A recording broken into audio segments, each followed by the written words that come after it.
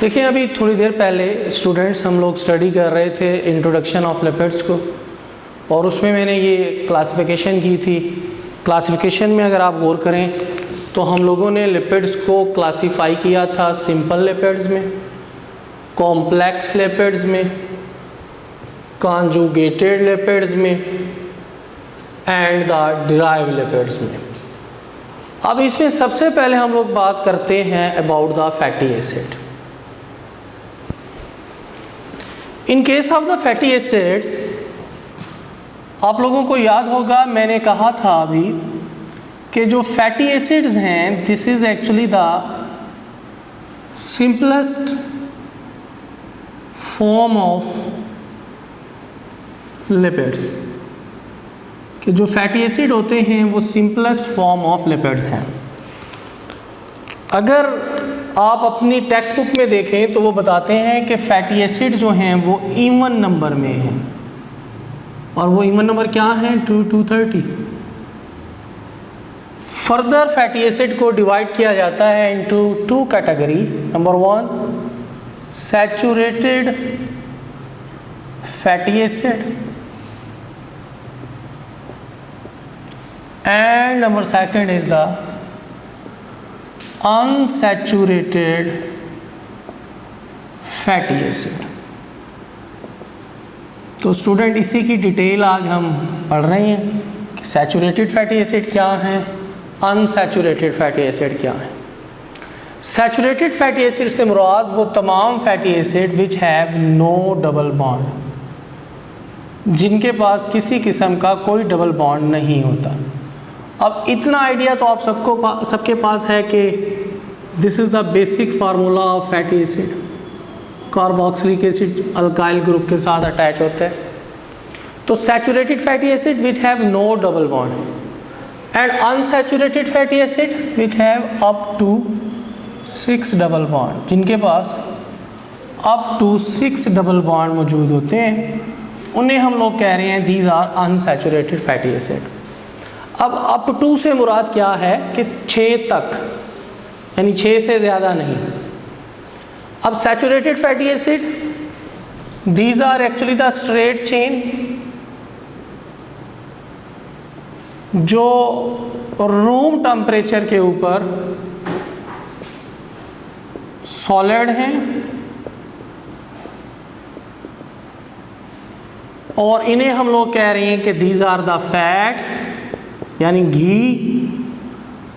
किससे सोर्स क्या है? एनिमल्स है, इनका सोर्स एनिमल्स है। But in case of the unsaturated fatty acid आप देखें, हम लोग बात कर रहे हैं कि ये ब्रांच्ड भी हैं, ये रिंग फॉर्म के अंदर भी मौजूद होते हैं, रूम टेम्परेचर के ऊपर ये लिक्विड हैं, लेकिन अगर हम इन्हें स्पेशल कंडीशन प्रोवाइड करें तो इन्हें क्रिस्टल्स में चेंज किया जा सकता है। कॉमनली क्या है कि रूम टेम्परेचर के ऊपर these are in the form of liquid, oil कहा जाता है इनको, और इनका सोर्स क्या है? प्लांट्स। डिफरेंट किस्म के आपने प्लांट्स ऑयल सुने हैं।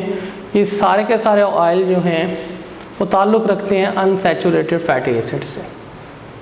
स्टूडेंट, यहाँ पे मैं आपको एक जर्नल बात करना चाह रहा हूँ कि अगर हम सॉल्युबिलिटी और मेल्टिंग पॉइंट की बात करें तो सॉल्युबिलिटी एंड मेल्टिंग पॉइंट जो हैं वो डायरेक्टली प्रोपोर्शनल होते हैं नंबर ऑफ कार्बन के। जितने ज़्यादा नंबर ऑफ कार्बन होंगे किसी भी फैटी एसिड में, उसकी सॉल्युबिलिटी और मेल्टिंग पॉइंट उसी हिसाब से इंक्रीज़ होते चले जाएंगे। एग्जाम्पल गिवन है जैसे पाल्मेटिक एसिड।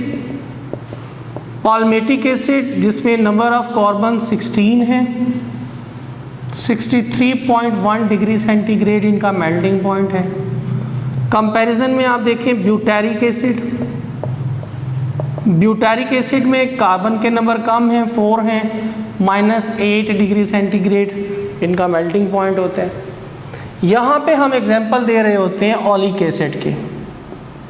ओलिक एसिड जिसमें आप जानते हैं कि 18 कार्बन मौजूद होते हैं। चूँकि कार्बन नंबर 9 और कार्बन नंबर 10 के दरमियान डबल बॉन्ड मौजूद होता है, लिहाजा हम ओलिक एसिड को जब स्टडी करते हैं तो पाल्मेटिक एसिड से कम हमें इसका मेल्टिंग पॉइंट नज़र आता है। अब कम मेल्टिंग पॉइंट होने की रीज़न मैं आपको बता ही रहा हूँ कि due to the reason of the double bond वो ज़्यादा मेल्टिंग पॉइंट नहीं रखते, बेशक उनमें नंबर ऑफ कार्बन ज़्यादा हैं। अब जो अनसैचुरेटेड फैटी एसिड होते हैं वो हेल्थ फ्रेंडली हैं।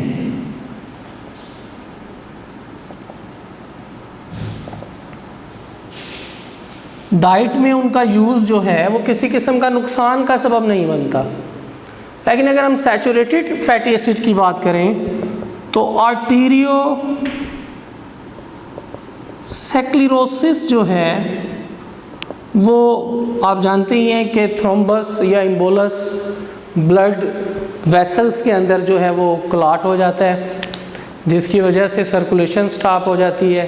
तो आप देखें जो घी है, जो सैचुरेटेड फैटी एसिड हैं वो हेल्थ फ्रेंडली नहीं है, लेकिन जो अनसैचुरेटेड फैटी एसिड हैं जैसे ओलिक एसिड है, डॉक्टर सजेस्ट करते हैं डाइट में ऑयल के यूज़ को। उसकी लॉजिक क्या है कि वो लिक्विड फॉर्म में रहते हैं, हेल्थ फ्रेंडली होते हैं। तो थैंक यू। नेक्स्ट हम स्टडी करेंगे नेक्स्ट क्लासिफिकेशन को।